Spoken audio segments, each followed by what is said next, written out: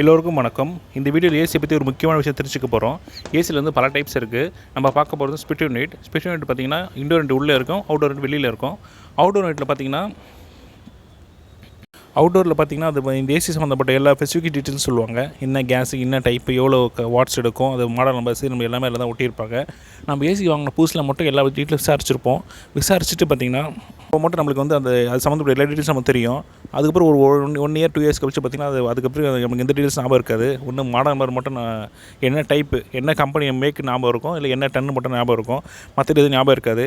அந்த ஸ்டிக்கர்ஸ்க்கு முன்னாடி ஏசியில் இருந்துச்சுன்னா, இப்போ நீங்கள் பார்க்கும்போது இந்த வீடியோஸில் ஸ்டிக்கர்ஸ் இருந்துச்சுன்னா அது முன்னாடி இப்போ ஃபோட்டோ எடுத்து வச்சுக்கோங்க, இல்லை செலக்ட் பண்ணி ஒட்டி வச்சுக்கோங்க.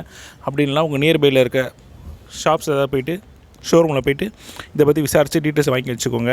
ஏன்னா இதில் பார்த்தீங்களா எல்லாமே டீட்டெயில் கிளியர் இருக்குது. எவ்வளோ கேஸ் மெயின்டைன் பண்ணணும், என்ன கேஸ் டைப்பு சார்ந்த எல்லாமே கரெக்டாக மென்ஷன் பண்ணியிருக்காங்க. இதெல்லாம் ரொம்ப முக்கியமான விஷயம். இந்த விஷயத்தை எல்லாருக்கும் கொஞ்சம் கரெக்டாக ஃபாலோ பண்ணிக்கோங்க.